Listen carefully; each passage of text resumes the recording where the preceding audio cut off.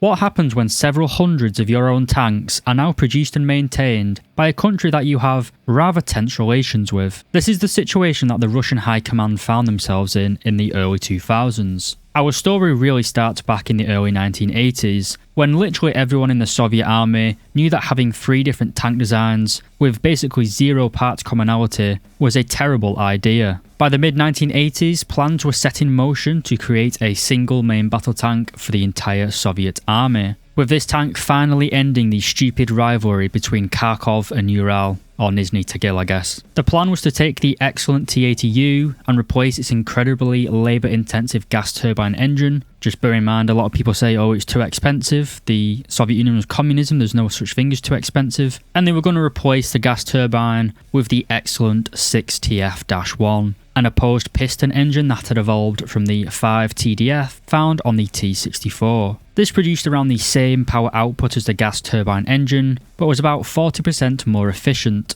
This tank is found in game as the T-80U-D, with around 700 of these tanks being produced before the collapse of the Soviet Union, with the majority of these tanks going to the elite Russian Guards units. But after the collapse of the Soviet Union, the Kharkov and Malyshev plants were no longer within Russia's borders, and crucially, no longer under its control. Not only was Ukraine now charging a premium for spare parts, but it was also a massive strategic liability. Because of this, once a lot of Russia's T-80UDs had worn out their engines, they were kind of just left to rot, at least until 2003, when the Russian GABTU, basically the Department of Tanks, decided to modernise its aging T-80BV fleet. To do this, they would take the hull of a T-80B, remove the old quartz-filled turret, and basically transplant the turret from the T-80UD onto the T-80B chassis. They also took out the old GTD-1000, replacing it with the more powerful GTD-1250, which is the upgraded engine found in the T-80U in War Thunder. They also added the modernised 2A46M4,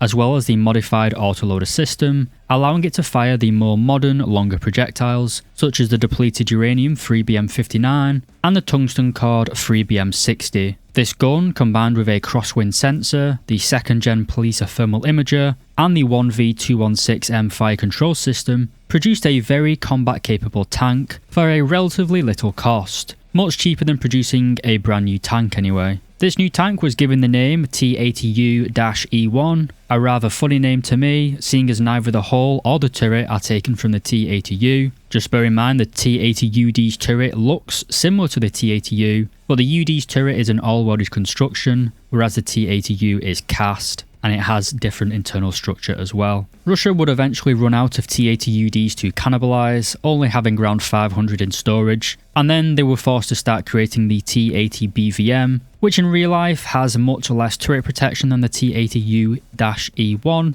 as they still retain the original T-80B turret dating from 1979. In War Thunder though, the T-80U-E1 is a rank 7 battle rating 11.7 main battle tank located in the Russian tech tree. To get access to this vehicle, you will have to set aside 70 of your own dollars, and for this you will receive the premium, 20 days of premium time, and 2,500 Golden Eagles. Guardian has done this tank a little dirty in-game, as it is only limited to firing the 3BM46, which means the firepower could be a little bit better. 3BM46 though isn't a terrible shell. The real thing you have to ask yourself with the T-80U-E1 is that there are also 3 other premiums in rank 7, the 2S38 T-72AV terms, and the fantastic T-80UD. All 3 of these vehicles sit at battle rating 10.3, which is a much more laid back battle rating and much easier for grinding in my opinion. So is it worth investing in this early 2000s Russian monster, or should you stick to the boring but reliable 10.3 lineup? Well, stick around to find out.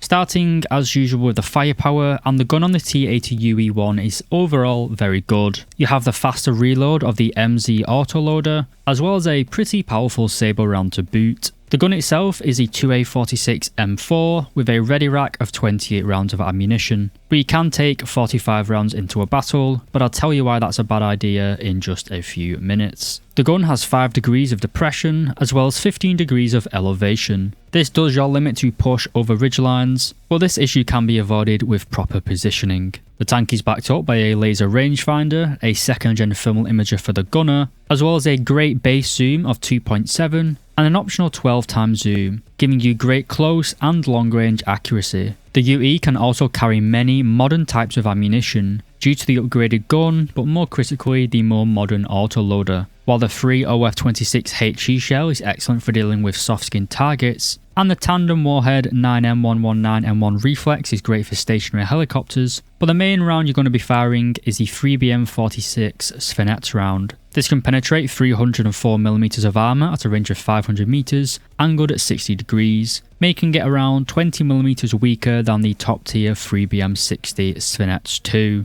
So it's a pretty good round, but how does it do against its main competition? Well, against a Leopard 2A7, which is by far the most heavily armoured vehicle currently in War Thunder, and as you can see the performance isn't amazing, with it only really being vulnerable on the gun breech as well as the lower frontal plate. It's the same for the American M1A2 as well, just bear in mind that the gun breech of the American tank is much larger than that of the German Leopard, making it much easier to defeat the Americans frontally. And finally, against the French Leclerc, or Leclerc, however you pronounce it basically low pens this vehicle even at 500 meters, so sucks to be French I guess. Put simply, the 3BM46 Svenets, it's more of a 10.7 to 11.0 round that is being used at 11.7, so it's not an amazing round. You will struggle to penetrate some of the heavier enemies you come across like the 2A7, but I wouldn't say that the UE1 is underperforming in the firepower department. With the fantastic thermals, a 6.5 second reload, it really allows you to brawl in this vehicle, getting up close and personal, and dishing out some massive damage. On top of all this, the excellent selection of ammunition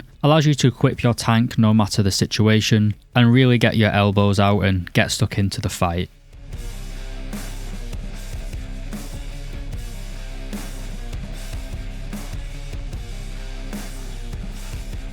Seeing as the UE1 uses the improved GTD 1250 engine, the mobility is absolutely flawless in my opinion. The tank has a power to weight ratio of 26.6 horsepower per tonne, which is slightly lower than the T-80U's 27.2, but it still has phenomenal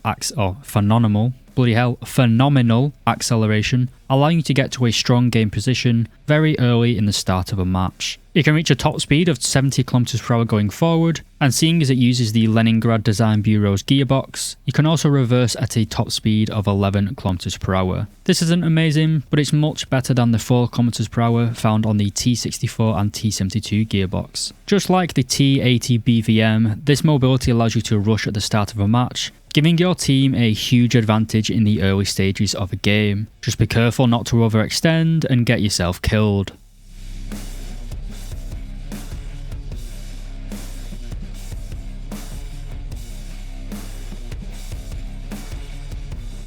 The survivability of the T-80U-E1 is arguably its weakest factor of the Iron Triangle. The T-series tanks are famous for their turret tossing capabilities. This isn't really due to the autoloader as people commonly joke about, and is mainly due to Soviet tanks rolling into battle with excess ammunition being stored in the turret fighting compartment. So just remember, no more than 29 rounds into a battle. The UE-1 has a crew of 3 men, and if we look in the X-ray viewer, we can see that with a full ammunition load, we have ammunition stored right behind the gunner and commander's heads. So again, keep your ammunition load low. Frontally, we do have substantial protection against both chemical and kinetic ammunition. Against a rather weak Sable round such as the DM23 fired by the Leopard 2A4, which you will commonly see in a down tier, and you can see that we are only really vulnerable on the driver's port, gun breech and the lower frontal plate. Against the Leopard 2A7, which is by far the most dangerous opponent you will come across, and we are pretty vulnerable to this shell, with it being able to penetrate pretty much everywhere not covered in ERA. The one area where the T-80 BVM is massively ahead of the UE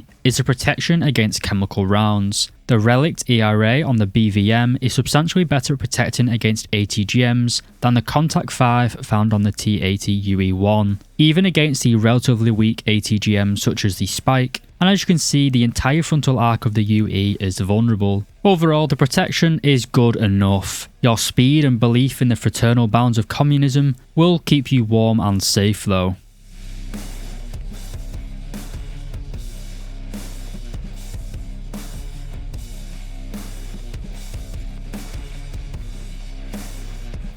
In terms of lineups, you're in great company. Guardian has been feeding Soviet mains very well recently. In terms of main battle tanks, we have the T-90M, T-80BVM, and maybe the T-70B3 if you're desperate. You also have the squadron vehicle, the T-80U-K, if you feel like role-playing as a battlefield commander, and you also have it unlocked. For light vehicles, we've got the excellent BMP-2M, which is also a squadron vehicle, as well as the event vehicle BMD-4, as well as the premium BMD-4M, or the 2S38 if you're feeling pretty dirty. All of these vehicles are A stars in different ways. The T-80s and the light tanks are great for mobility, and the T-72s and T-90s are great for a more laid back, kind of medium range engagement playstyle. For fixed wing support, we have the fantastic SU-34 with its 6 KH-38 MTs, and if you prefer MiGs, then we have the MiG-29 SMT with the excellent KH-29s. For the rotary wing enjoyers, we have the equally great Mi-28 NM,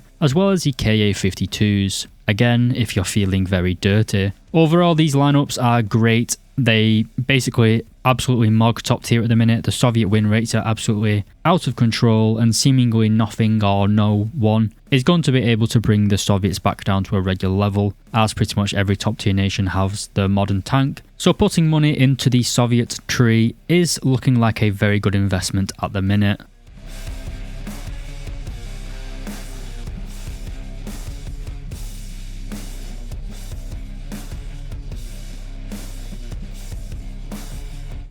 To conclude, the T-80U-E1 is basically a slightly less protected, slightly less powerful version of the T-80BVM. It is played in exactly the same way, holding W and basically rushing at the start of a match. While I will say, if you already have some of the 10.3 premiums like I do, there's no real reason to invest in the T-80U-E1. 10.3 is far less stressful in my opinion, and much easier to grind at. You also avoid the 11.7 premiums, again making the grind much more consistent and much more enjoyable. This tank is well worth the money though if you can get it for cheap. Out of principle, I wouldn't recommend purchasing a premium tank for $70, but if you get it on sale, then it is well worth the money. As always lads, I hope you enjoyed the video, and I'd like to say a huge thank you to all of my YouTube members. These videos wouldn't be possible without your support, so a big thank you to Lola Alphonse, Tans, Doboa LX, Dr. Bob, Tomster013, Schlunty, Van Halen, Diogenes, Pumpen,